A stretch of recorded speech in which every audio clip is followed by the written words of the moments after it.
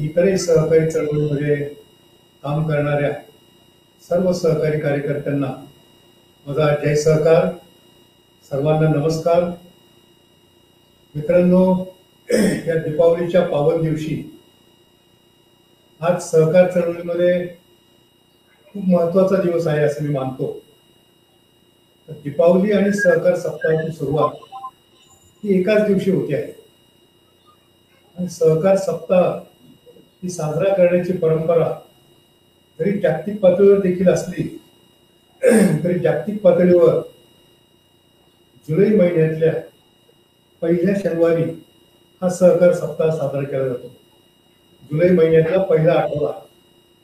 भारतामध्ये राष्ट्रीय सहकार सप्ताह सुद्धा साजरा केला जातो. तो 14 नोव्हेंबर ते 20 नोव्हेंबर या कालावधीमध्ये. यावर्षी 14 नोव्हेंबरला बरोबर दीपावली आलेली आहे. 14 नोव्हेंबरला सालाबादप्रमाणे भारताचे पहिले पंतप्रधान स्वर्गीय पंडित जवाहरलाल नेहरू यांचा जन्मदिवस सुद्धा आहे आणि पंडितजींच्या जन्मदिवशीच सहकार सप्ताहाची सुरुवात करायची परंपरा 1953 सालापासून सुरू झालेली आहे. 1953 सालापासून आजतागायत ही परंपरा भारतातल्या सहकार चळवळीने कायम ठेवलेली आहे. मित्रांनो, आपण सर्वजण सहकार चळवळीत काम करणारे कार्यकर्ते आहोत. मी सर्वप्रथम आपल्या सर्वांना दीपावलीच्या आणि सहकार सप्ताहाच्या सुरुवातीच्या पहिल्या दिवसाच्या मला पूरक शुभेच्छा देतो. आज या सहकार सप्ताहाच्या निमित्ताने एक विशेष दिवस आपल्या सर्वांच्या दृष्टीने आलेला आहे. तो म्हणजे आज या पहिल्या दिवसाची सुरुवात स्वतः राज्याचे सहकार आयुक्त सन्मान्य अनिलजी कवडे हे आपल्याला संबोधित करणार आहे. सहकार चळवळीत काम करणाऱ्या कार्यकर्त्यांना संबोधित करणार आहे. माझी सन्मान्य कवडे साहेबांना विनंती आहे. कवडे साहेब. येस, बोला. नुकतंच कोरोना आहे. गेले 7 ते 8 महिने या कोरोनाशी आपण लढत आहोत. तुम्ही लढत आहात, आम्ही लढत आहोत. विशेषतः या कोरोनामुळे जाहीर झालेल्या लॉकडाऊनमुळे भारताच्या आणि विशेषतः महाराष्ट्रातील सहकारी पतसंस्था चळवळीवर जो काही परिणाम झालेला आहे त्या परिणामाच्या पार्श्वभूमीवर मला सांगायला मोठा अभिमान वाटतो. सर, खूप चांगल्या प्रकारचं काम जनतेला, नागरिकांना, आमच्या सभासदांना खूप चांगल्या प्रकारची सेवा आम्ही देण्याचा प्रयत्न केलेला आहे आणि अर्थातच ही सेवा सहकार खात्याच्या सहकार्याशिवाय पूर्णच होऊ शकत नाही. आपल्या कालावधीत आम्हाला खूप चांगलं सहकार्य मिळालं. पतसंस्था चळवळीला आपण अनेक चांगले निर्णय घेऊन दिलासा सुद्धा दिलेला आहे. परंतु आमच्या अपेक्षा त्यामुळे आपल्याकडून सर आणखी वाढलेल्या आहेत. या पतसंस्था चळवळीला या कोरोनाच्या धक्क्यातून सावरायला इतकी काही वेळ निश्चितपणे लागणार आहे. आताच कुठे 4 वर्षापूर्वी झालेल्या नोटबंदीच्या धक्क्यातून या वर्षी आम्ही कुठेतरी सावरायचा प्रयत्न करत होतो. तो प्रयत्न आमचा निश्चितपणे यशस्वी देखील झालेला आहे. या यशस्वी प्रयत्नांचा हा प्रयत्न यशस्वी होत असताना दुसरा कोरोनाचा धक्का आम्हाला 8 महिन्यापासून बसलेला आहे. सुरुवातीच्या कालावधीमध्ये या कोरोनामध्ये काय करावं, आमच्यावर काय परिस्थिती ओढवेल या बाबतीत अतिशय भीतीचं वातावरण महाराष्ट्रातल्या सहकारी पतसंस्था चळवळीमध्ये निर्माण झालेलं होतं. मला मुद्दाम सांगायला आवडेल, या 8 महिन्यामध्ये जवळपास महाराष्ट्रातल्या प्रत्येक जिल्ह्यामध्ये अनेक तालुक्यांमध्ये सुद्धा 62 व्हिडिओ कॉन्फरन्सिंग आम्ही घेतल्या. 14 फेसबुक लाईव्ह आम्ही घेतले. फेसबुक लाईव्हच्या माध्यमातून सहकारी पतसंस्था चळवळींना आम्ही मार्गदर्शन केलं. व्हिडिओ कॉन्फरन्सिंगच्या माध्यमातून त्यांच्या समस्या ऐकून घेतल्या आणि त्या आपल्या समोर मांडण्याचा निश्चितपणे प्रयत्न केलेला आहे.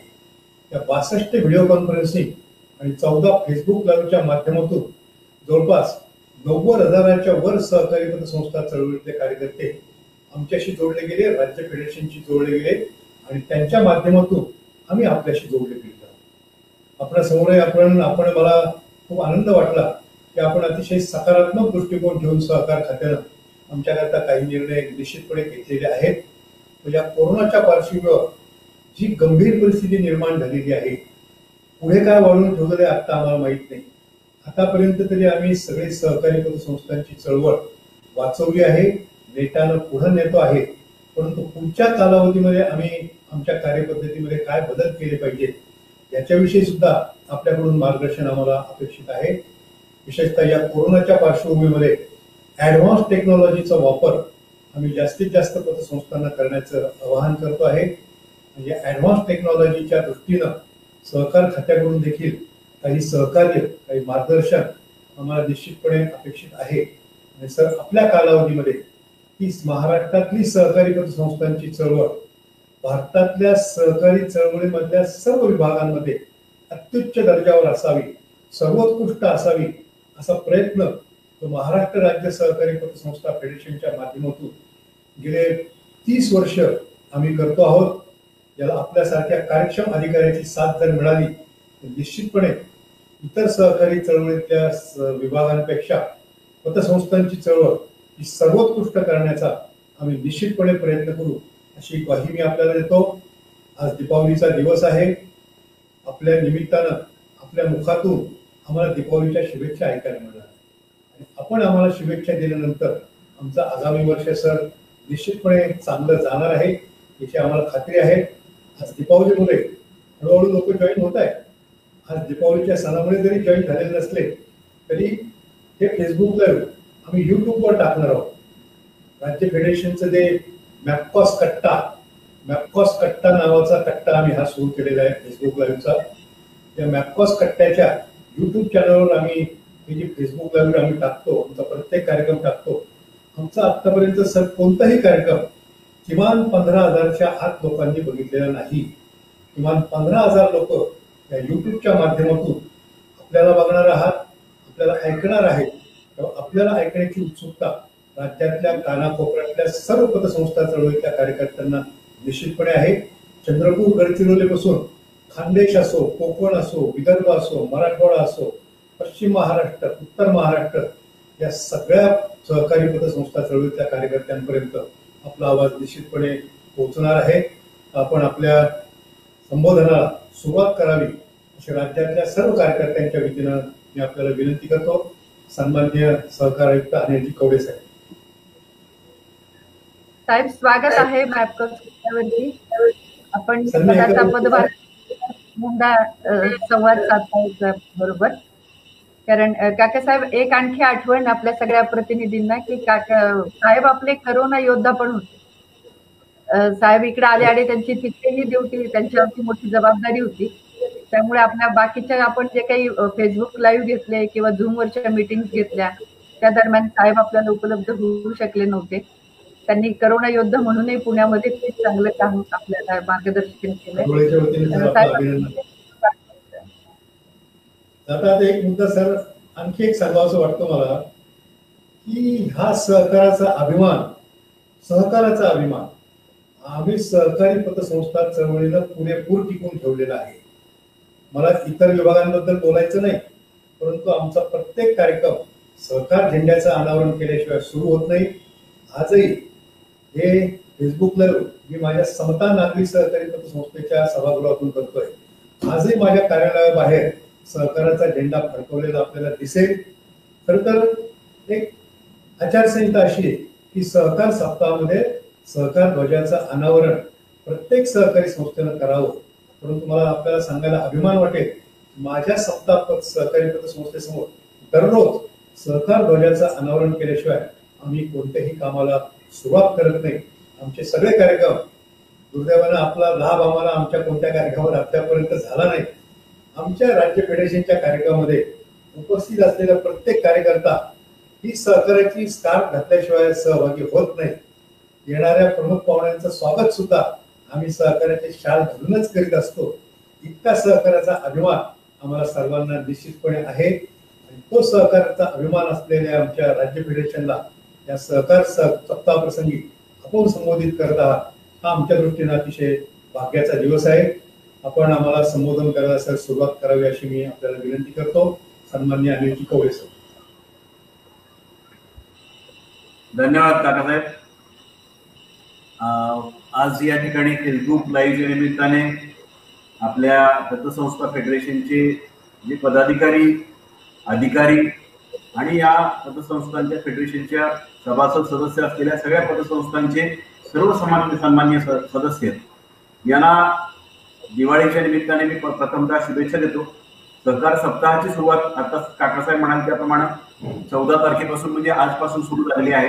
20 तारखेपर्यंत हा सप्ताह आहे. राष्ट्रीय सहकार सप्ताह आपण साजरा करतोय आणि त्या निमित्ताने एक त्याचा औचित्य साधून या पतसंस्था फेडरेशनने अतिशय महत्वाचा आणि एक स्तुत्य असा उपक्रम सुरू केलाय या कार्यक्रमाच्या निमित्ताने. याचा मला विशेष आनंद आहे.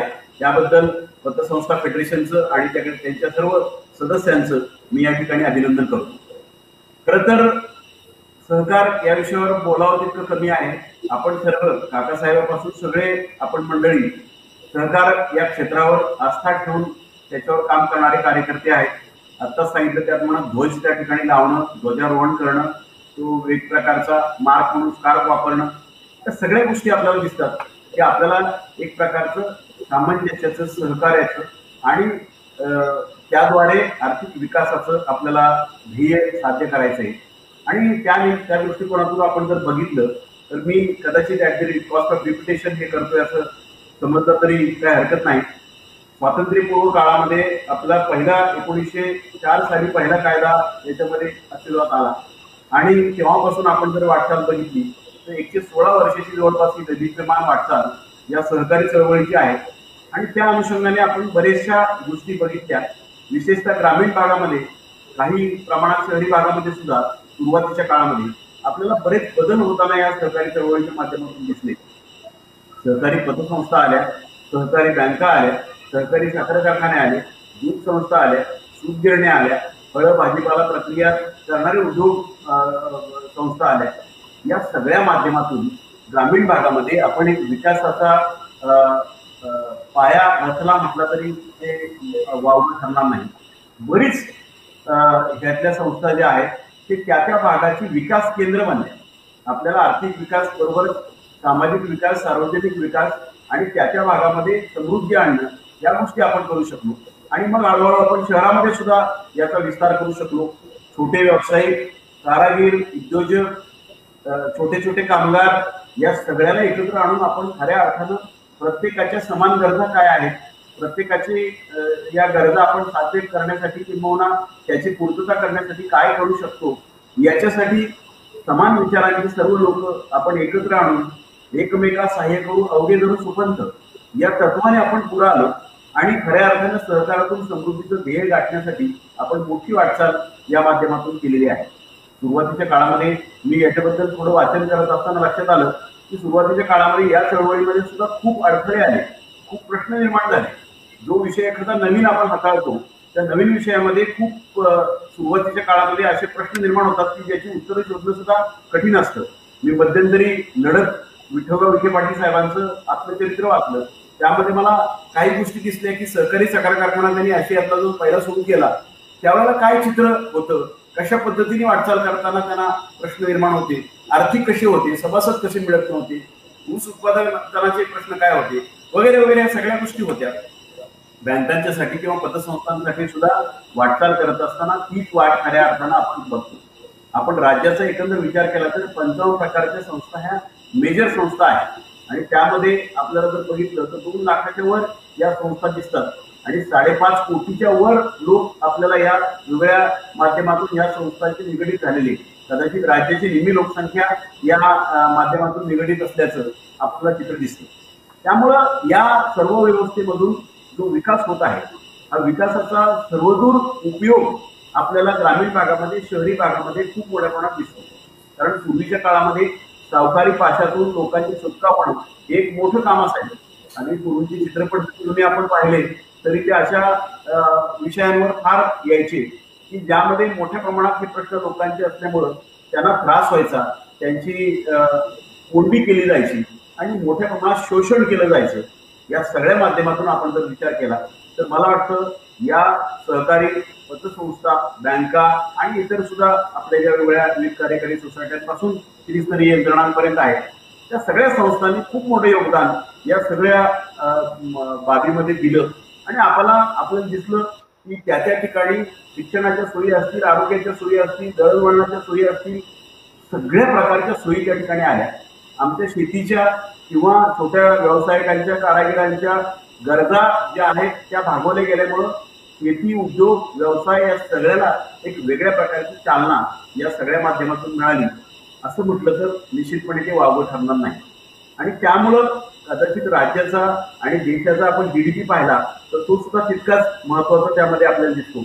मानव विकासामध्ये एक महत्वाचं पाऊल त्या निमित्ताने आपल्याला त्या माध्यमातून टाकल्याचं सुद्धा यामधून आपल्याला दिसतं.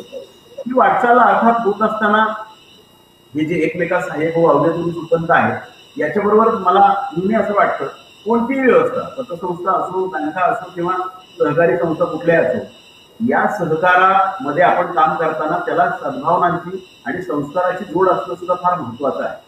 त्यामधून आपण करतोय ह्या गोष्टी. आपण केवळ एक व्यावसायिक म्हणून काय करण्याचा उद्देश आपला नसून आपण सामाजिक भान ठेवतोय, सामाजिक बांधिलकी बघतोय, सामाजिक जपणूक करतोय आणि त्या माध्यमातून आपण जेव्हा काम करत असतो तेव्हा आपल्याला मानवता, सद्भावना, सदाचार, सद्विचार या सगळ्या गोष्टींना आपल्याला निश्चितपणे महत्व द्यावं वाटतं. आपण पसायदान सगळ्यांनी ऐकलेलं आहे. पसायदानामध्ये दुरितांचे तिमिर जावो, विश्व स्वधर्म सूर्य पाहो, जो जे वांछील तो ते लाभो प्राणी जात असं ज्ञानदेव म्हणतायत. खऱ्या अर्थानं पतसंस्था आणि सहकारी संस्थांच्या माध्यमातून सगळ्या या क्षेत्रात काम करणाऱ्या विशेषतः संचालक मंडळींना ही एक संधी आहे लोकांच्या जीवनामधलं दुःख आणि दारिद्र्य कमी करण्याची, संपवण्याची. ज्ञानदेवाने जे सांगितलेलं आहे ते आपण वेगळ्या पद्धतीने करण्याचं आपल्याला एक माध्यम उपलब्ध झालं. या माध्यमाचा उपयोग आपल्याला सर्वदूर जर केला तर निश्चितपणे मला असं वाटतं की आपल्या प्रत्येकाच्या, तुम्ही असो मी असो कुणी असो, प्रत्येकाच्या जीवनाचं आपण जर उद्दिष्ट काय असावं आणि इतिकीर्ती झाली, खऱ्या अर्थानं आपण ते जीवन जगलो, साध्य केलो, आपल्यासाठी तर जगलोच पण इतरांसाठी जगलो याची संधी म्हणून आपण करत असताना जर आपण हा विचार केला तर मला वाटतं खूप मोठा वाव आहे. खूप मोठ्या प्रमाणात आज या पतसंस्थांच्या माध्यमातून आपण पाहतो की लोकांना, छोट्या छोट्या व्यावसायिकांना आणि उद्योजकांना सगळ्यांना खूप मोठ्या प्रमाणात कर्ज मिळतात, पतपुरवठा मिळतो आणि तो योग्य दराने मिळतो आणि त्यातून लोकांची परतफेड झाल्यामुळं आणि त्या आडीनडीला त्याला खऱ्या अर्थानं मदत केल्यामुळं त्याच्या चेहऱ्यावरचं समाधान खूप मोठं असतं. माझी इच्छा ही आहे की या समाधानामध्ये आपण कशी भर घालू शकतो, हे समाधान आणखी सुकर कसं करू शकतो, लोकांच्या जीवनामध्ये आपण आनंद कसा आणखी निर्माण करू शकतो याचा आपण सतत विचार करत राहिला पाहिजे. या सगळ्या चळवळीमध्ये आपण बघितलं काही चढउतार पण निश्चितपणे मधल्या काळामध्ये मला वाटतं काही आले, आजही त्यात आपल्याला काही त्रुटी पण दिसतात. आणि या सगळ्या पार्श्वभूमीवर मध्यंतरी अण्णा हजारे साहेबांच्या नेतृत्वाखाली काही आंदोलनं झाली, पतसंस्थांमध्ये काही गैरप्रकार घडत होते, त्याच्या अनुषंगाने काही मुद्दे समोर आले. सहकार खातं आणि तुमच्या सगळ्यांच्या समन्वयातून आपण त्याच्या तपासण्या करू शकलो. तपासण्यांमधून जवळपास 469 पतसंस्थांमध्ये आपल्याला त्या ठिकाणी गैरप्रकार होत असल्याचं दिसून आलं आणि मग शासनाने सुद्धा बऱ्याच गोष्टी या पार्श्वभूमीवर करण्याचा निर्णय घेतला.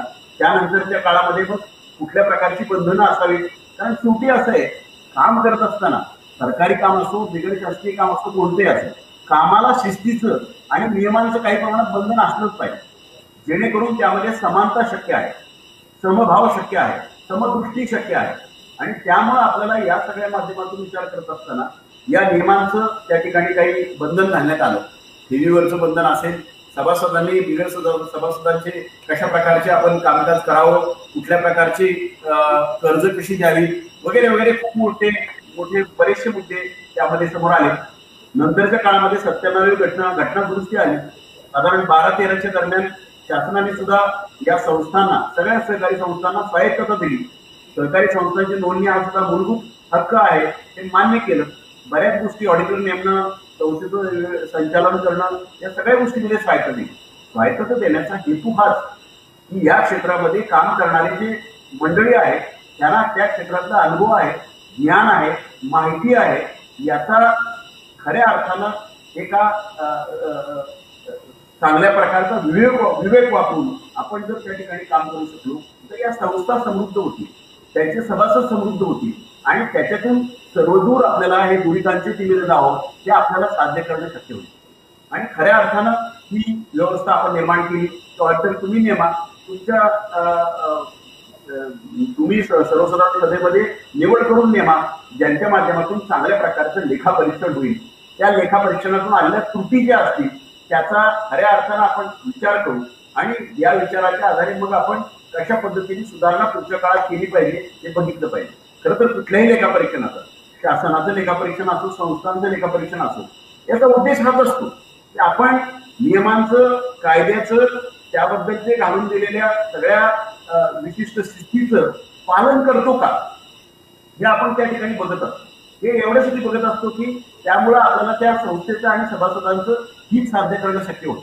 त्यामुळं त्यामध्ये झालेल्या त्रुटी याची पुनरावृत्ती होऊ नये, किंबहुना त्या त्रुटी पुढे चालू राहू नये, हा खरा उद्देश असतो. आणि ह्या उद्देशाला अनुसरून आपण हे काम करत असतो की लेखापरीक्षणामध्ये तुम्ही चांगल्या प्रकारे लेखापरीक्षण करा, त्याच्यामध्ये सगळ्या त्रुटी येऊ द्या, त्या त्रुटींची पूर्तता करताना सगळ्या गोष्टी जाणीवपूर्वक बघा, त्या त्रुटीची पूर्तता योग्य पद्धतीने करा, पुढे त्याची पुनरावृत्ती होणार नाही, त्या चालू राहणार नाही ते बघा, या गोष्टी आपण बघत असतो. त्यामुळं या सगळ्या पार्श्वभूमीवर स्वायत्तता आणि स्वातंत्र्य दिलं तरी त्याला सुद्धा मी आता पुन्हा म्हणेन की सद्भावनेची जोड पाहिजे, त्याला सद्विचाराची जोड पाहिजे. खऱ्या अर्थानं आम्ही काम करत असताना आम्ही जेव्हा सावकारी पाशातून या सगळ्या लोकांना मुक्त करतोय आणि पतसंस्थांच्या माध्यमातून एक माध्यम उपलब्ध करून देतोय, तर त्यामध्ये आमची भूमिका, संचालकाची भूमिका महात्मा गांधीच्या शब्दामध्ये जसं ते ट्रस्टीसाठी विश्वस्त, विश्वासू, विश्वासपात्र अशी भूमिका आमची असली पाहिजे. शेवटी मी सांगतो काय की जीवनामध्ये काय करणार आपण, किती लोकांना आनंद देणार, कशा पद्धतीने माझं सचोटी, प्रामाणिकपणा, कष्ट आणि सद्भावना कामी लावणार, याच्यावर खऱ्या अर्थानं माझा आणि संपूर्ण या व्यवस्थेचं पुढचा प्रवास अवलंबून आहे. हा जीवन प्रवास आपण करत असताना या सुसंधी जे आम्हाला मिळालेल्या आहेत, या सुसंधीचा वापर आपण खऱ्या अर्थानं जागरूकपणे, विवेकाने करणे मला वाटतं फार आवश्यक आहे. मला काही ठिकाणाहून तक्रार येतं की मध्यंतरी काही अनौपचारिक चर्चांमध्ये सुद्धा याचा उल्लेख काही जे पतसंस्थांचे फेडरेशनचे किंवा पतसंस्थांचे संचालक मंडळी भेटतात त्यावेळेला मी अनौपचारिक बोलताना सुद्धा याचा उल्लेख करतो की असं काय होतं, आपण त्या माणसाला, जे कोणी कर्जदार तुमच्याकडे आहे त्या कर्जदाराला पारदर्शक पद्धतीने आपण ही का सगळ्या गोष्टी सांगत नाहीये, सगळ्या गोष्टी त्याला विचारात घेत नाहीये. मला कोणीतरी मध्यंतरी सांगितले की कर्नाटकमध्ये त्याला कर्जदाराला एक पुस्तिका दिली जाते, माहिती दिली जाते की तुम्ही कर्जदार म्हणून तुमच्या ड्युटीज काय, आमच्या ड्युटीज काय, आम्ही काय करायला पाहिजे, तुम्ही काय करायला पाहिजे, या सगळ्या गोष्टींची इत्थंभूत माहिती देऊन त्याला खऱ्या अर्थानं ज्ञानी करून, आपण खऱ्या अर्थानं त्याला शिक्षित करून मग आपण तर त्याची व्यवस्था राबवायला सुरू केली. तर त्यालाही हे आधी मला काही माहिती नव्हतं, आधी मला काही सांगितलेलं नव्हतं, आता आपण व्याज चुकीच्या पद्धतीने लावतोय, चक्रवाढ व्याज लावतोय, आणखीन काय होतंय, मला ओटीएस मिळत नाही, अनेक प्रकारच्या तक्रारी बघतात. मी आता कुठल्याही एका विशिष्ट संस्थेबद्दल बोलणार नाही. मी आपण आता दिवाळीच्या पार्श्वभूमीवर सप्ताहाच्या निमित्ताने बोलत असताना या सगळ्या गोष्टींचा आपण काम करताना विचार केला पाहिजे. मला नेहमीच वाटतं प्रत्येक व्यवस्थेमध्ये काम करत असलेल्या प्रत्येक व्यक्तींनी, विशेषतः संचालकांनी, संचालक मंडळांनी आपलं स्वॉट अनालिसिस केलं पाहिजे. स्वॉट अनालिसिस म्हणजे स्ट्रेंथ, विकनेस, ऑपॉर्च्युनिटीज आणि थ्रेट्स. आपले बलस्थानं काय आहेत, आपले कच्चे दुवे काय आहेत, आपल्या संधी काय आहेत, आपले धोके काय आहेत, या सगळ्याचा जर विचार करत राहिलो तर आपल्याला दिसेल की आपण काय करतोय, नक्की आपण समदृष्टीने पाहतोय का, समभावाने पाहतोय का. हे काम करत असताना माझी स्वतःची मी सतत भूमिका मांडत आलोय की आपण कुठलेही गट, राजकीय पक्ष सगळं विसरून जायचं. आपण विश्वस्त आहोत, विश्वस्ताच्या बाजूने समदृष्टीने काम करणार आहे, खऱ्या अर्थानं त्याच्या जीवनामध्ये आनंद आणि सुख आणि शांती आणि समाधान निर्माण करणार आहे. ही भावना आपण मनामध्ये जर आपण ठेवली, मला वाटतं खूप काही करू शकतो. कारण तुमचा एक प्रभाव आहे, तुमची एक माहिती आहे, तुमचा अनुभव आहे, ज्ञान आहे, आणि या सगळ्या गोष्टीतून आपली तळमळ, आपली जाणीव, आपली आपुलकी, आपली माणुसकी लोकांपर्यंत आपण जर पोहोचू शकलो आणि ती जर खऱ्या अर्थानं आपल्या कामातून दिसू शकली तर विश्वासार्हता सुद्धा खूप मोठ्या प्रमाणात राहील. मला नेहमी असं वाटतं कोणत्याही व्यवस्थेमध्ये काम करणाऱ्या व्यक्ती आणि संस्था सगळ्यांनी हा विचार केला पाहिजे की आपण विश्वासार्हता कशी जपू. आपल्या विश्वासार्हता जपायची असेल तर आपल्याला या सगळ्या बाबींचं आपल्याला एक आत्मचिंतन केलं पाहिजे. आपण चुकतो कुठं, आपण नक्की त्रुटी काय होत आहे, आपण काय केलं पाहिजे, आपण समदृष्टीने बघतो का, लोकांच्या मध्ये दुजाभाव तर करत नाही ना, अन्याय तर करत नाही ना, आपण न्याय बुद्धीने राहतोय का, आपण कोणाला एकाला एक वागणूक दुसऱ्याला दुसरी वागणूक असं तर करत नाही ना. या सगळ्या गोष्टी आपण बघितल्या पाहिजे. जितक्या आपण बघू, जितक्या प्रामाणिकपणे, काटेकोरपणे, मनापासून बघू, इतकं मला असं वाटतं की खूप चांगल्या पद्धतीचं वातावरण आपण करू शकतो. शेवटी हे सगळी वाटचाल करत असताना आपल्याला जीवनामध्ये कुणी अडथळे काढणार नाहीये, त्रासच देणार नाहीये अशी भूमिका नाही. ही शांतीब्रह्म नावाचा आता एक चरित्र वाचतो एकनाथ महाराजांचं. किती त्रास झाला, किती होऊ शकतो संतानात महाराज याचं त्याच्यामध्ये खूप चांगल्या पद्धतीने सगळा जीवन प्रवास उलगडून सांगितलेला आहे. मला असं वाटतं की याचा आपण विचार केला पाहिजे. अडथळे येणार आहे, त्रास होणार आहे, पण आपली सतत विवेक बुद्धी आपल्याला सांगते, आपला विवेक आपल्याला सांगतो, आपला प्राणपणा आपल्याला सांगतो की आपण करतोय हे योग्य करतोय, लोकांसाठी करतोय. लोकांना आपण पटवून ठेवू शकलो पाहिजे. आपल्या सभासदांमध्ये सुद्धा सर्वदूर हे आपण सांगू शकलो पाहिजे. तर खऱ्या अर्थानं खूप काही गोष्टी होती. या सगळ्या पार्श्वभूमीवर विचार करत असताना मग नियामक मंडळ आलं. नियामक मंडळ एवढ्यासाठी आलं की या सगळ्या व्यवस्थेमध्ये काही गोष्टी आपण तुमच्या सगळ्यांच्या समन्वयाने, सहकार्याने, सहभागाने आपण राबवल्या पाहिजे. मग कुठल्या कुठल्या बंधनं आपण घातली पाहिजेत त्याच्या संबंधी सुद्धा काही गोष्टी आपण त्या ठिकाणी ठेवलेल्या होत्या. ज्याच्यामध्ये रोगतेचं प्रमाण किती असावं, तरलतेचं प्रमाण किती असावं, प्रत्येक संस्थेने ठेवीच्या किती टक्के आपल्याला अंशदान दिलं पाहिजे, कमाल दर ठेवीवरचा किती असला पाहिजे, तारणी कर्जावर कमाल दर किती असला पाहिजे, विना तारणी कर्जावर किती असला पाहिजे, कर्मचारी पतसंस्था जर स्वनिधीमधून कर्ज वाटप करत असतील तर त्यांचा दर किती असला पाहिजे. अशा खूप गोष्टी आपण त्या ठिकाणी घालण्याचा प्रयत्न केला. या सगळ्या गोष्टींमध्ये बंधन घालण्यामध्ये, नियम घालण्यामध्ये काही पार्श्वभूमी आपण विचारात घेऊनच हे केलेलं आहे. आपल्याला बंधन, मी आताच मगाशी सांगत होतो की कोणतीही गोष्ट आपण करत असताना काही बंधनं, काही नियम, काही अटी, काही शर्ती आणि त्या पद्धतीने आपण जर शिस्तीच्या पद्धतीने गेलो तर एक समान वागणूक सुद्धा आपल्याला त्या ठिकाणी दिसून येते. कारण शेवटी संस्थेचं आर्थिक बघत असताना, सभासदांचं आर्थिक बघत असताना ही वाटचाल खऱ्या अर्थाने निकोप चालली पाहिजे याचाही विचार आपल्याला त्या माध्यमातून केला पाहिजे असं मला वाटतं. त्यामुळं सगळ्या बाबींमध्ये पगारदार पतसंस्था असो, बिगर पगारदार पतसंस्था असो, या सगळ्यांसाठी आपण या सगळ्या नियामक मंडळातून काही गोष्टी घातल्या. माझी स्वतःची तुम्हाला कळकळीची विनंती आहे की ह्या ज्या अटी शर्ती आपण घालतोय याचा अवलंब आपण जाणीवपूर्वक केला पाहिजे, आपल्या व्यवस्थापनामध्ये केला पाहिजे. त्याचे काय परिणाम आहेत त्याच्यावर विचार केला पाहिजे. कारण तुम्ही त्या ठिकाणी निवडून आलेले संचालक म्हणून जेव्हा काम करताय तेव्हा हा विचार केला पाहिजे की आपल्याला कशासाठी निवडून दिलं, आपण ही संधी कशा पद्धतीने चांगली वापरायची, मग हे आपण बंधनं घालून दिलेत, नियम घालून दिलेत, आपण का वापरू नये याचा विचार केला पाहिजे. आपण नुसतं कधीतरी मध्येच काहीतरी निवेदन येतात वगैरे, नियामक मंडळच नको, ही काही व्यवस्था आपल्याला अशासाठी घालण्याचा मुद्दा नाही आपला की आपल्याला काहीतरी लादायचं. आपला फार साधा आणि सोपा सरळ मुद्दा आहे. शासनाची याची भूमिका समन्वयाची आहे. या सगळ्या समन्वयामध्ये आपल्याला एक चांगल्या पद्धतीचं वातावरण सगळ्या ठिकाणी दिसलं पाहिजे. व्यवस्थापन खर्च किती असावा याच्यावर सुद्धा आपल्याला बंधनं आपलीच घालून घेतली पाहिजे. या संस्थेने प्रचंड मोठ्या प्रमाणात फर्निचरवर आणि बाकी गोष्टींवर खर्च केला जो अनावश्यक होता असं कोणी म्हणणं हे काही योग्य नाही. शेवटी हा जो पैसा आहे सभासदांचा किंवा त्या ठेवीदारांचा निधी आहे त्याचा आपण चांगल्या पद्धतीने वापर करणं, चांगल्या पद्धतीने त्याला आर्थिक उत्पन्न मिळवून देण्यासाठी वापर करणं, कर्ज ज्याला पाहिजे त्याला पतपुरवठ्यासाठी योग्य पद्धतीने वापर होणं आणि त्यामधून दोघांची पण समृद्धी साध्य करणं हे आपलं काम आहे, हे आपलं उद्दिष्ट आहे. त्याला अनुसरून आपण विचार केला पाहिजे. अंशदानाचा सुद्धा मुद्दा त्यासाठी आपण समोर आणला होता की समोर जशी बँकांमध्ये, नागरिक सहकारी बँकांमध्ये आज DICC सारखी व्यवस्था आहे ज्यामध्ये अंशदानाच्या माध्यमातून बँकेचं कुठल्या प्रकारचं समजा काय संचालकांच्या गैरव्यवहारामुळे असेल, अन्य कुठल्या कारणामुळे, व्यवस्थापनाच्या त्रुटीमुळे, आणखी कुठल्या कारणामुळे जर ते संस्था अडचणीत आल्या तर तिथल्या सभासदांच्या ठेवींना काही प्रमाणात संरक्षण मिळावं म्हणून आता 5 लाखापर्यंत ठेवीला ही व्यवस्था केलेली आहे. तसं आपण इथं सुद्धा म्हणालो की अंशदान हे यासाठी आहे की तुमच्या काही ठेवी ज्या सभासदांच्या आहेत त्याला आपण संरक्षण दिलं पाहिजे. ही संस्था कोणत्याही वर्गातली असो, ब, क, ड कुठली असो, पण त्याला मिळालं पाहिजे. कारण जे सभासद आमच्यावर विश्वास ठेवून आमच्या या जाणीवेतून, खरं तर अनेकदा मला असं दिसून आलं की पतसंस्था ही ग्राम पातळीवर काम करणारी, शहरी भागावर काम करणारी एक जवळची संस्था म्हणून कमीत कमी वेळामध्ये लोकांना सुलभतेने कर्ज उपलब्ध करून देणारी व्यवस्था म्हणून लोक जेव्हा आपल्याकडे बघतात तेव्हा आपलंही काम आहे की त्या पद्धतीने त्यांना या सुविधा देत असताना त्याच्या सगळ्या गोष्टींचं सुरक्षा, संरक्षण आपण बघितलं पाहिजे.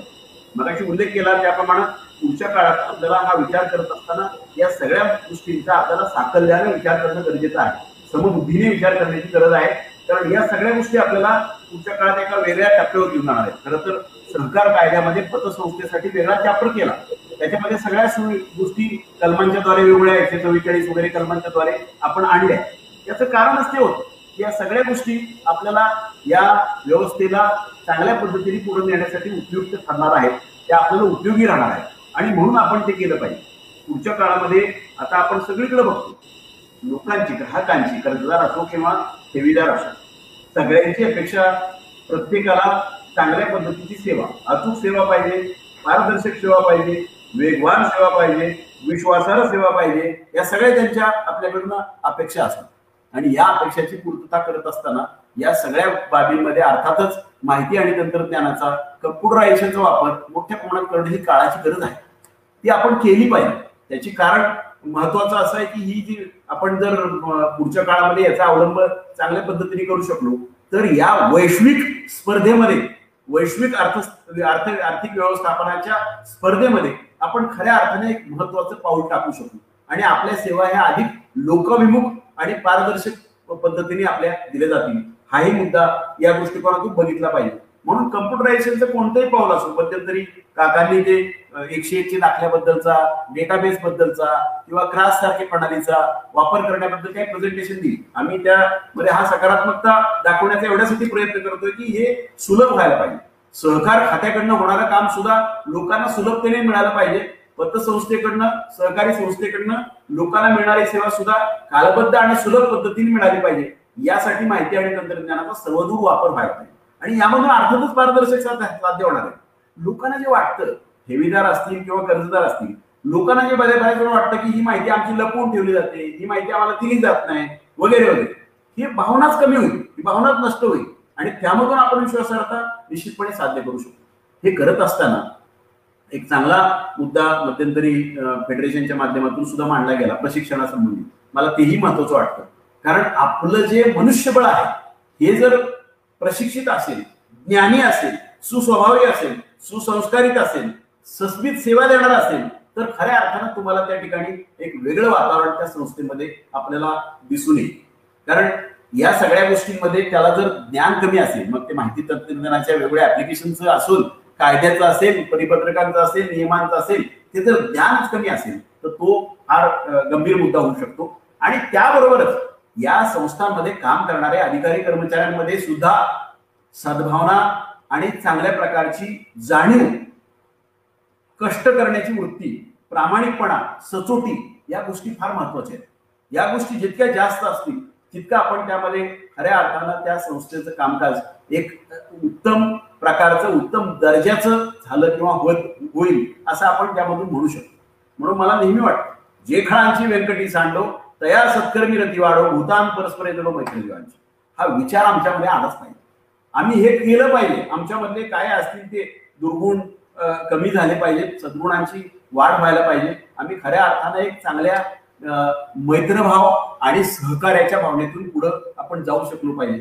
यामध्ये अर्थातच मी आता पारदर्शक बद्दल, विश्वासार्हतेबद्दल जे बोलतोय त्यामध्ये एक महत्वाचा मुद्दा मला जाणवतो, जो सगळ्या सहकारी संस्थांना लागू आहे, तो म्हणजे सभासदांचा आपल्या सर्वसाधारण सभांमध्ये सहभाग.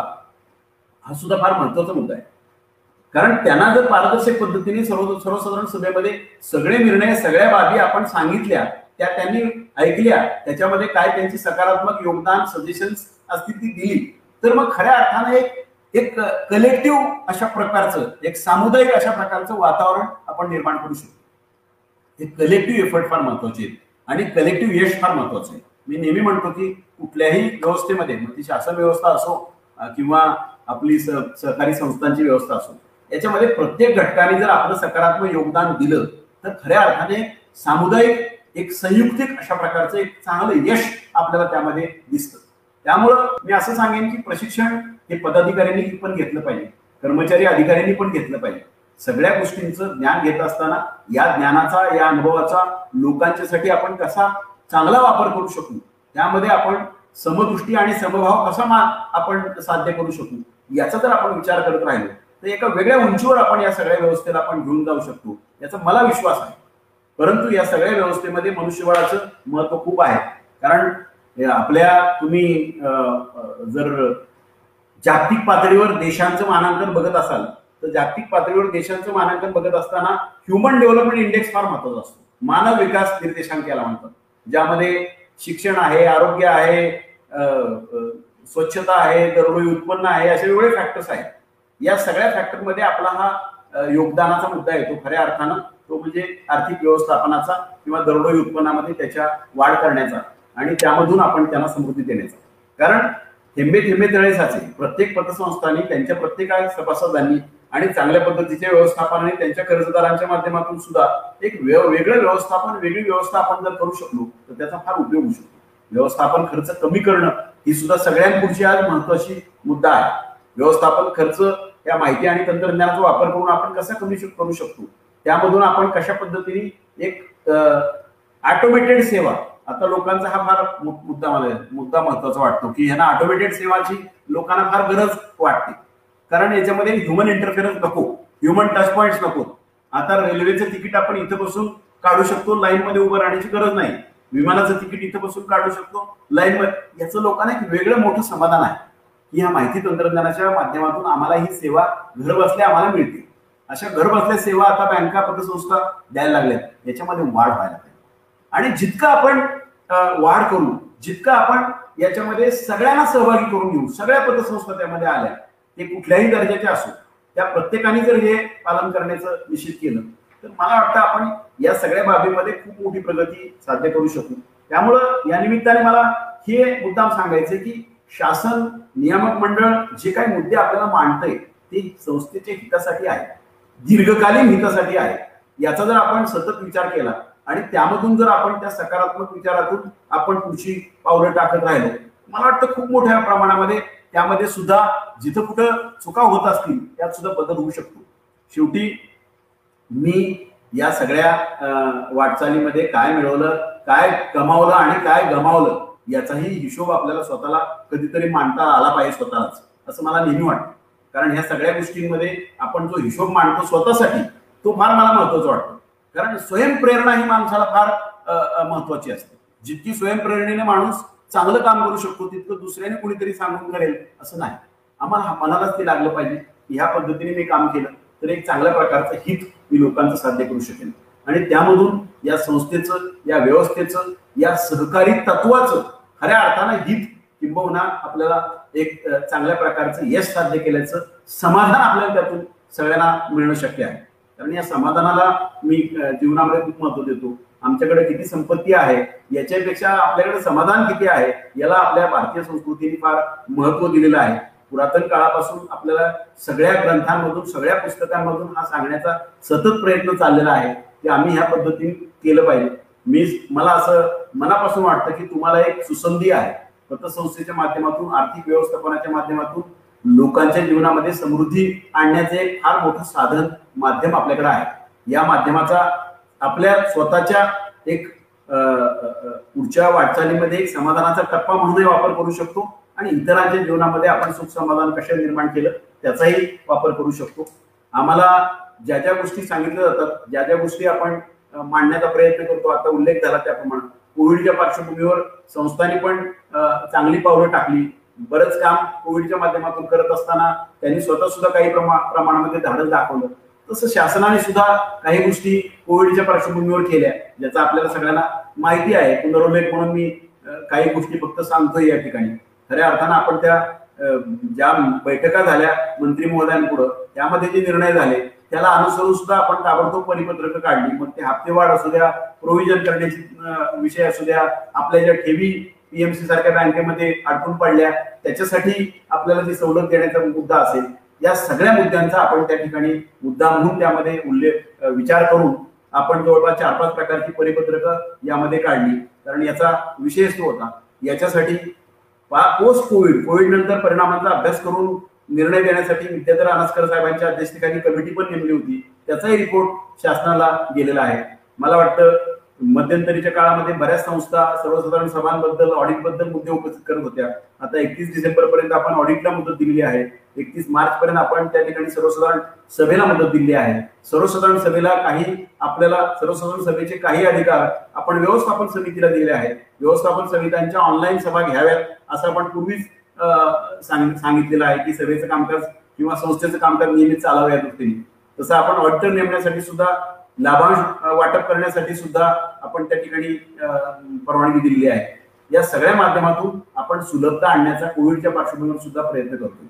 कोविडच्या पार्श्वभूमीवर आपल्याला विचार करत असताना हा एक मुद्दा बघितला पाहिजे की आज आपल्याला कुठले कुठले प्रश्न निर्माण झाले ग्राम पातळीवर, शहराच्या पातळीवर, छोट्या व्यावसायिकांमध्ये, उद्योजकांमध्ये, कष्टकऱ्यांमध्ये, याचा आपल्याला माहिती आपण बरीचशी घेतलेली आहे आणि त्याला अनुसरून आपण कशा पद्धतीच्या योजना तयार करून त्यांना आपण राबवू शकतो याचा जर तुम्ही साकल्याने विचार केला तर मला वाटतं त्यांना सुद्धा एक वेगळं समाधान, त्यांना उभारी आणण्यासाठी वेगळं प्रयत्न केल्याचं दिसेल.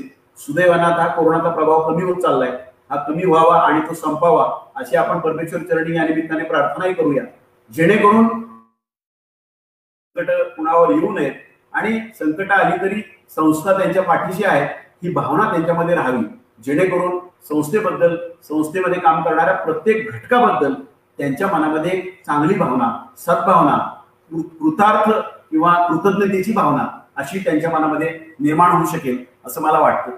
त्याला अनुषंगून आपण हा विचार जर केला तर कोविडच्या पार्श्वभूमीवर सुद्धा हा मुद्दा आपल्याला म्हणजे आपली जी विविध प्रकारची कर्ज आहेत किंवा ठेवींच्या संबंधी काही जे प्रश्न आहेत ते आपल्याला निश्चितपणे तुम्हाला तुमच्या स्तरावर मार्गी लावता येतील असं मला वाटतं. आणि मला पुन्हा एकदा सांगायचं आहे की अनावश्यक बंधनं घालणं हा नियामक मंडळाचा अजिबात हेतू कधीच नव्हता आणि नसतो, नसायलाही पाहिजे आम्हाला त्याच्यामध्ये. कारण शेवटी ह्या सगळ्या व्यवस्था चालवत असताना, स्वायत्तता दिलेली असताना त्या ठिकाणी योग्य पद्धतीने चाललं पाहिजे. मी मगाशी प्रशिक्षणाचा उल्लेख एवढ्यासाठीच केला की आपल्यामध्ये जर चांगल्या भावना निर्माण झाल्या, आम्ही जर प्रेरित होऊन सद्भावनेने, समदृष्टीने काम करायला लागलो तर तुम्हाला वेगळं चित्र या सगळ्या कोविडच्या पार्श्वभूमीवर सुद्धा आपल्याला दिसेल. सुदैवाने आता काही व्यवसाय, उद्योग चांगल्या पद्धतीने सुरू झाले ज्याचा आपल्याला त्या ठिकाणी पतपुरवठा किंवा परतफेडीसाठी सुद्धा निश्चितपणे उपयोग होऊ शकेल. आम्हाला दोन्ही गोष्टी महत्वाच्या आहेत. सरकारच्या दृष्टिकोनातून विचार केला तर ठेवीदार, कर्जदार जितका महत्वाचा आहे तितकीच संस्थेचं आर्थिक वृद्धी आणि आर्थिक वाटचाल ही पण महत्वाची आहे. कारण ही संस्था टिकली तर सभासद आहे, सभासद टिकले तर संस्था आहे, अशा पद्धतीची ही परस्पर अवलंबित असलेली ही व्यवस्था आहे. त्यामुळे ती अधिक चांगल्या पद्धतीने सुदृढपणाने चालण्याच्या दृष्टीने मला वाटतं त्याचा निश्चितपणे विचार आणि उपयोग होऊ शकतो. त्या पार्श्वभूमीवर आपण विचार करावा.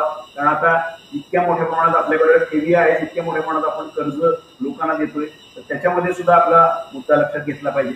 काही निर्बंध मी आता उल्लेख केला त्याप्रमाणे जरी घातले तरी त्या निर्बंधाचा वापर आपण योग्य पद्धतीने करून, माझं म्हणणं आहे की त्या संस्थांमध्येच काही सुपरविजनची गरजच पडू नये अशा पद्धतीचं जर आपण नियमांचं, बंधनांचं पालन करत गेलो तर मला वाटतं खूप चांगल्या प्रकारची एक आदर्श व्यवस्था आपण निर्माण करू शकू असं मला मनापासून या निमित्ताने सांगावंसं वाटतं. आणि त्यामध्ये तुमचं प्रत्येकाचं, तुमच्या संस्थेतल्या प्रत्येक ठेवीदाराचं, कर्जदाराचं योगदान मला फार महत्वाचं वाटतं. आम्ही तुमच्या नेहमीच पाठीशी राहिलेलो आहोत. मग कर्ज वसुलीच्या संबंधीचे काही प्रश्न असतील किंवा ठेवीच्या संबंधीचे काही प्रश्न असतील, कारण मध्यंतरी जेव्हा प्रश्न निर्माण झाले तेव्हा शासनाने मला असं वाटतं की 200 कोटी रुपयाची मदत या पतसंस्थांना त्यांच्या ठेवीदारांच्या सुरक्षेसाठी केली. कारण अशा पद्धतीच्या मध्ये आपण करण्याचं, पण व्यवस्थापन किती चांगलं असावं याचा आपण विचारच केला पाहिजे. आपण जेव्हा संचालक मंडळामध्ये काम करतो, आपण जेव्हा व्यवस्थापन, तुम्ही ज्या ठिकाणी तुमचे कर्मचारी, अधिकारी असतात त्यांच्या बरोबर काम करतो त्यावेळेला व्यवस्थापनाची चांगल्या प्रकारची माहिती, आपल्या घरचं व्यवस्थापन, कुटुंबाचं व्यवस्थापन जितक्या शहाणपणाने आणि प्रामाणिकपणे आपण करू तितक्याच पद्धतीने आपण तो स्टुडंट्स आपण त्या ठिकाणी वापरला तर मला वाटतं खूप वेगळ्या पद्धतीचं चित्र आपल्याला त्या ठिकाणी दिसू शकतं. माझी अपेक्षा सगळ्यांकडनं असते की मनुष्यबळाबद्दल मी सारखं बोलतो एवढ्यासाठी की तुम्ही जे माणसं तुमच्या पतसंस्थांमध्ये रिक्रुटमेंट करताय, जे अधिकारी असतील, कर्मचारी असतील, त्यांचे सुद्धा दर्जा महत्वाचा आहे, गुणवत्ता महत्वाची. पुढच्या सगळ्या स्पर्धात्मक युगामध्ये आणि लोकांच्या अपेक्षाला आपल्याला खऱ्या पद्धतीने उतराई व्हायचं असेल तर आपल्याला यासाठी एक मनुष्यबळ जे तुमच्याकडे येतंय ते क्वालिटीचं असलं पाहिजे. त्यांनी गुणवत्तापूर्ण सेवा देण्यासाठी त्याची क्षमता तशी असली पाहिजे. आपण कुठेतरी माणसं भरायची म्हणून कुणाला तरी भरलं आणि त्यांनी योग्य पद्धतीने काम नाही केलं तर त्याचं योगदान जे चुकीचं होईल किंवा योगदान होणार नाही त्याचा परिणाम निश्चितपणे संपूर्ण आर्थिक व्यवस्थापन जे संस्थांचं आहे त्याच्यावर होईल, लोकांच्या विश्वासार्हतेवर होईल.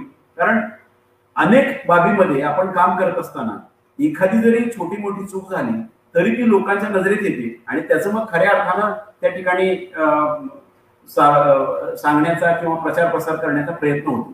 अशी संधीच आपण दिली नाही पाहिजे, जेणेकरून आपण त्यामधून एक चांगल्या गोष्टी कशा पद्धतीने आपण लोकांपर्यंत नेतोय याचे आपल्याला जर मार्गदर्शन झालं तर मला वाटतं खूप चांगलं होईल. त्यामुळं प्रशिक्षण सगळ्या संचालकांनी, सगळ्या व्यवस्थापन समित्यांनी मनापासून घ्यावं, प्रत्येक गोष्ट समजून घ्यावी, प्रत्येक गोष्टीचा गाभा समजून घ्यावा, त्याचा आपण कशा पद्धतीने अवलंब करू शकू याची स्वतःची एक चांगली कार्यपद्धती तयार करावी आणि त्या पद्धतीमधून आपण पुढे जावं. शेवटी घराजवळची संस्था, गावातली किंवा शहरातली आमच्या गल्लीतली संस्था, अशा पद्धतीने आपल्याला आपुलकीची भावना त्या सभासदांच्या मनामध्ये जी आपण निर्माण केलेली आहे ती आपण पुढे वृद्धिंगत करण्यासाठी याचा फार महत्वाचा मुद्दा आहे. कारण तुम्ही विश्वस्त आहात आणि विश्वस्ताच्या भूमिकेमधून काम करत असताना आपल्याला अडथळे जरी आले तरी आपली भावना हीच असली पाहिजे की मी कुणाला तरी मदत करतोय, मी चांगल्या भावनाने काम करतोय, मला याच्यातून काय मिळवायचं नाहीये, मला याच्यातून लोकांसाठी एक काम केल्याची भावना, समाधान, आनंद मिळवायचा आहे. असं जर आपण त्या ठिकाणी मला वाटतं विचार करू शकलो तर खूप मोठ्या प्रमाणात काही साध्य करू शकू असं मला वाटतं. जेवढे मुद्दे साधारण मला वाटत होते एका पहिल्या फेसबुक लाईव्ह मध्ये बोलावेत तेवढ्या मुद्द्यावर मी बोलण्याचा प्रयत्न केलाय. सगळ्याच मुद्द्यांना स्पर्श करणं कदाचित एवढ्या छोट्या मुलाखतीमध्ये आपल्याला शक्य नाही, पण यथावकाश आपण पुढे ज्या वेळेला भेटू, ज्या वेळेला पतसंस्था, त्यांचे फेडरेशन आणि इतरांच्या सगळ्या कार्यक्रमामध्ये सहभागी होण्याची आपल्याला संधी प्राप्त होईल, त्या वेळेला आपण हे सगळं निश्चितपणे करू असं मला वाटतं. कारण या सगळ्या वाटचालीमध्ये खूप गोष्टी महत्वाच्या असतात ज्या आपल्याला लक्षात घेतल्या पाहिजेत. शेवटी प्रामाणिकपणा हा सगळ्या बऱ्याचशा गोष्टींचा, संस्था असेल किंवा देश विकास असेल, याचा गाभा आहे असं मला वाटतं. एक जाता गोष्ट फक्त सांगतोय मला जी एकाने सांगितली ती, कारण ती मला असं वाटतं की शेवटी देशाचा विकास, संस्थेचा विकास हे तिथल्या मनुष्यबळावर आहे, त्यांच्या स्वभाव विचारांवर आहे असं मला नेहमी वाटतं. 2000 साली एक व्यक्ती आपल्याकडची तत्वज्ञानाचे प्राध्यापक होते ते, आणि ते लंडनमध्ये गेले होते. लंडनमध्ये सकाळी ते फिरायला बाहेर पडले, मॉर्निंग वॉकला आपण सगळे बाहेर पडतो तसे त्यांनी बाहेर पडले आणि तिथं बाहेर पडल्यानंतर एक दृश्य असं दिसलं की एक पेपर स्टॉल लागलेला होता. आपल्याकडे जसं पेपर विकायला सकाळी असतात तसं एक पेपर स्टॉल लागलेला होता. त्या पेपर स्टॉलवर पेपर होते, त्याच्या बाजूला एक वाटी ठेवलेली होती, पण तिथं पेपर विक्रीला कोणी माणूस नव्हता. तिथून जाणारा प्रत्येक माणूस हा त्या ठिकाणी पेपर बघायचा आणि त्याची किंमत बघून तेवढे पैसे पेटीत टाकायचे, त्या वाटीत टाकायचा आणि त्याप्रमाणे तो पुढे वाटचाल करायचा. असा एकही माणूस नव्हता, त्यांनी मला सांगितलं, ते वॉच करत होता, त्यांनी मला सांगितलं असा एकही माणूस नव्हता की पेपर घेतला, बापुटीला मारला, पैसे न टाकता तो निघून गेला. हा जो प्रामाणिकपणाचा भाव आहे नागरिकांमधला, हा मला फार भावतो, हा फार मला महत्वाचा वाटतो. जर आपल्याला एवढी खात्री आहे माझे पेपर त्या ठिकाणी असलेले पूर्ण त्याचे पैसे मला मिळणार आहेत, कुणीही त्या ठिकाणी पैसे न देता पेपर घेऊन जाणार नाही, आपण कल्पना करा ना, आपल्या एखाद्या शहरातल्या, गावातल्या एखाद्या चौकात असा टेबल मांडला तर काय होईल, त्या वाटीचं काय होईल, त्या टेबलाचं काय होईल, त्या पेपरचं काय होईल, तुम्हीच विचार करा. हा विचार हा आहे, मुद्दा हा आहे की आम्हाला याची सर लागली पाहिजे. आम्हाला वाटलं पाहिजे की हा प्रामाणिकपणा आमच्यामध्ये का नाही. देश बांधणीमध्ये, समाज बांधणीमध्ये, संस्था बांधणीमध्ये, सहकार समृद्धीमध्ये हा प्रामाणिकपणा मला वाटतं खूप महत्वाचा आहे. तो किती मोठ्या प्रमाणात आपण जतन करू, तो किती वृद्धिंगत करू, याच्यावर खऱ्या अर्थानं यश आहे. माझ्या मनामध्ये अनेक गोष्टी आहेत, पण मी तुमचा आणखीन वेळ घेणार नाही, कारण मला गोष्टी सांगायची सवय आहे.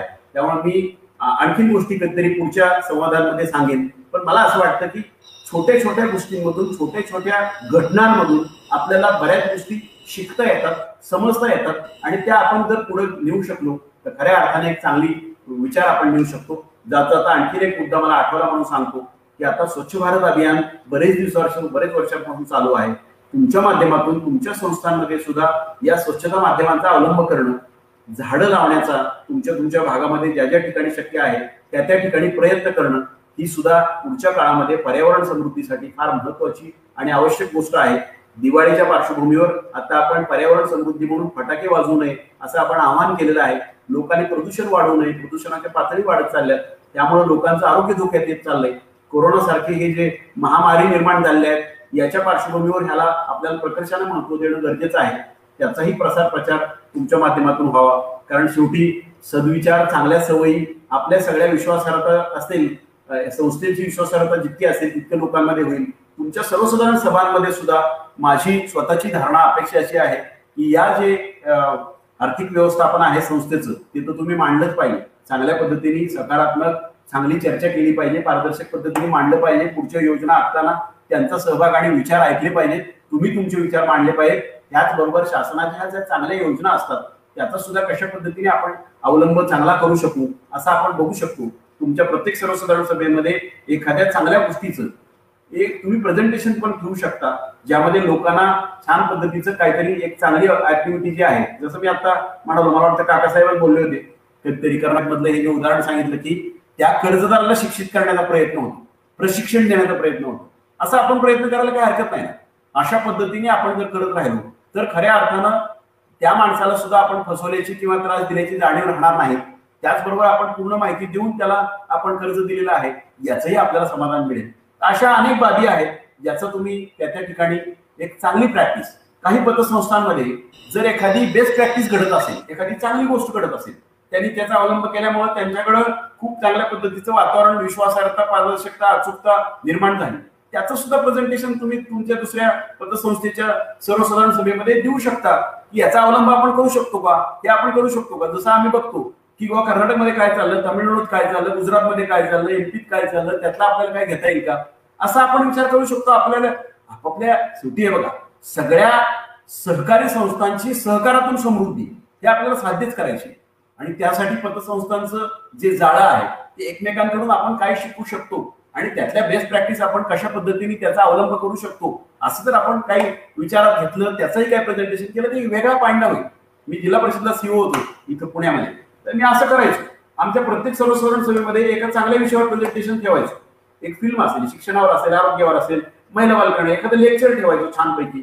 लोकांना त्यामुळे उद्बोधन होतं, त्यांच्या मनामध्ये याच्याबद्दलचे विचार येतात आणि त्यामधून आपण हा एक सद्भावना, सदाचार आणि सद्विचार लोकांमध्ये नेण्याचा एक चांगला प्रयत्न आपण साध्य करू शकतो. याचं एक वेगळं समाधान आपल्याला मिळू शकतं असं मला वाटतं. त्याचाही विचार तुम्ही करावा. मी जे आता तुम्हाला सांगतो हे तुम्ही कंपल्सरी केलंच पाहिजे असं माझा काय आग्रह नाही. तुमच्या मनाला पटेल असं करा, कारण मी हे जे सांगतोय विचार याचं आत्मचिंतन केलं, याचं तुम्ही प्रबोधन केलं, एकमेकांमध्ये चर्चा केली आणि त्यामधून जर सगळ्यांना सांगितलं तर खऱ्या अर्थानं तुम्हाला एक वेगळ्या प्रकारची समृद्धी या विचारामध्ये, या व्यवस्थेमध्ये दिसेल असं मला वाटतं. पुन्हा एकदा जात जाता सर्वांना या दिवाळीच्या राष्ट्रीय सहकार सप्ताहाच्या शुभेच्छा देत असताना तुमची, तुमच्या संस्थांची, तुमच्या सभासदांची, कर्जदारांची, ठेवीची इथून पुढची सगळी वाटचाल भरभराटीची, आनंदाची, समाधानाची, सत्कर्माची आणि सदाचाराची जावो अशी ईश्वर चरणी प्रार्थना करतो आणि थांबतो. धन्यवाद. प्रकारचं मार्गदर्शन आपण केलेलं आहे. विशेषतः पसायदानाच्या माध्यमातून आपण जे मार्गदर्शन केलं, संत एकनाथ, संत ज्ञानेश्वर यांची उदाहरणं आपण आम्हाला दिली, ते आमच्या सर्वांना नक्कीच मार्गदर्शक ठरतील. खूप प्रश्न विचारण्यात आले, एक 2-3 महत्वाचे प्रश्न शेवटच्या 5 मिनिटांमध्ये आपण संपूया. एक प्रश्न विचारलेला आहे नाशिक जिल्हा मध्यवर्ती बँकेच्या संदर्भामध्ये, म्हणजे अविनाश कांडेकर साहेबांनी विचारलेला आहे. मला वाटतं त्याबाबत सुद्धा आपण सकारात्मक अशी शिफारस मला वाटतं मंत्रालयाकडे आपण केलेली आहे आणि कांडेकर साहेब येत्या 2-3 दिवसामध्ये मंत्रालयातून त्याचा निर्णय, अपेक्षित असलेला सकारात्मक निर्णय आपल्याला नक्कीच येईल. अशोक शिंदेंनी प्रश्न विचारलेला आहे की थकबाकीदार ते आमच्या विरुद्ध तक्रारी करतात त्याची आपण दखल घेऊ नये. मंडलिकांनी प्रश्न विचारलेला आहे तुमची थकबाकीदारांची वसुली गतिमान होण्याकरता आपण काही कायद्यामध्ये बदल करावेत. इतर अनेक प्रश्न आहेत, मी ते आपल्याकडे निश्चितपणे पाठवील, परंतु या 2-3 तरी महत्वाच्या विषयावर आपण एक शेवटचे 2-3 मिनिटं बोलावं. आपण उपस्थित केलेले मुद्दे योग्य आहेत. नाशिक जिल्हा मध्यवर्ती बँकेबद्दलचा हा मुद्दा जो आपण काकासाहेब बोलला त्याप्रमाणे आपण गव्हर्नमेंटला हा प्रस्ताव पाठवलाय, कारण त्यांच्या ठेवी कुणाकुणाला कशा द्यायचे याचं एक आराखडा करण्याचं काम चालू आहे. त्यातल्या काही मुद्दे आहेत त्याच्यावर आपण मार्गदर्शन घेतोय. मला वाटतं तो प्रश्न मार्गी लागेल काही दिवसामध्ये. आणि बाकीच्या बाबतीमध्ये आपल्याला ज्या तरतुदी सध्या आहेत त्याचं सुद्धा आपण कार्यक्षम पद्धतीने अवलंबन करू शकलो सगळे समन्वयातून तर खूप मोठ्या गोष्टी साध्य होतील. जसं 101च्या दाखल्याबद्दल आपण बोलतोय की याचा कालावधी कमी झाला पाहिजे, याचं ऑटोमेशन वाढलं पाहिजे, ज्यामुळे लोकांना मिळेल. फक्त माझी सगळ्यांना पुन्हा पुन्हा एक सांगणं आहे, विनंती आहे, जी तुम्ही या निमित्ताने पुन्हा एकदा लक्षात घ्यावी. कुठल्याही कर्जदारावर अन्याय होऊ नये ही भावना कायम ठेवा मनामध्ये. ती मनामध्ये भावना खूप महत्वाची आहे. कारण जेव्हा कुठलाही माणूस सांगतो की आम्हाला चुकीच्या पद्धतीने व्याज आकारणी करतायत, दाखवतच नाहीत, भले प्रत्येक तक्रारदार हे खरं बोलत असेल असं आपण मानलं नाही, तरी आपल्याला हा विचार करण्याची 10 वेळा गरज आहे की आपण त्याला योग्य पद्धतीचंच करतो. त्याचप्रमाणे ओटीएस वगैरे काही ठिकाणी संस्था, आता ते स्वच्छाधिकार आहे, तर ते ओटीएस मध्ये सुद्धा एकाला ओटीएस दिलं दुसऱ्याला दिलं नाही, अशा पद्धतीने जर केलं तर तो सुद्धा समदृष्टी समभाव ठरत नाही. या सुद्धा बाबींचा मला वाटतं मी पुन्हा एकदा उल्लेख करतो, आपण सगळ्यांनी त्याचा विचार करावा असं मला वाटतं. धन्यवाद.